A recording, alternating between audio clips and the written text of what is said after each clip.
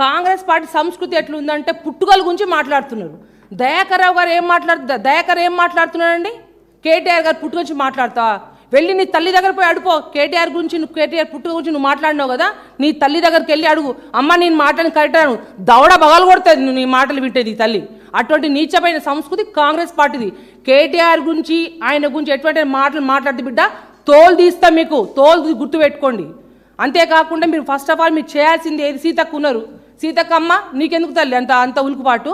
అవసరం ఉంటే నువ్వు సీనియర్ నాయకురాలుగా జిల్లాలో రాహుల్ గాంధీ గారు దగ్గర అంటావు కదా, నువ్వు ఫస్ట్ కొనుగోలు కేంద్రాలు ఉన్న ధాన్యం ఎత్తిచ్చే పని చేయి.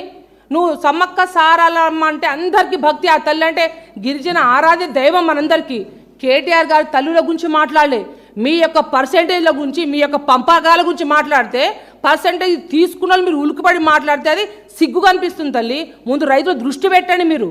అక్కడ రమేష్ అనే ఒక పూజారి కొడుకు కాలు ఇరిపోతే మీరు కట్టిన ఇమ్మీడియట్గా అది కూలి ఇరిపోతే దాన్ని చూసే దమ్ము లేదు. కానీ నువ్వు ఎంతసేపు మీ వ్యవహారం అంతా పంచుకునే మాట మీద ఇచ్చుకునే మాట మీద ఉంది తప్ప మీరు రైతుల మీద ఎటువంటి కూడా మీరు ధ్యాస పెట్టకుండా ఎటువంటి కూడా మీరు ధాన్యం కొనుగోలు చేస్తలేరు. కాబట్టి మీ డిక్లరేషన్ల గురించి కేటీఆర్ గారు వరంగల్ నడి ఒడ్డున వచ్చి బాజాబ్తు బీఆర్ఎస్ పార్టీ తరపున మిమ్మల్ని నిలదీసి అడిగినారు. మీరు కేసులు పెడితే ఏమవుతాయి? ఇట్లాంటి 1000 కేసులు పెట్టుకున్నా ఆయన ఎంతమంది ఏమి చేసుకొని తెలియపరుస్తా ఉన్నాం.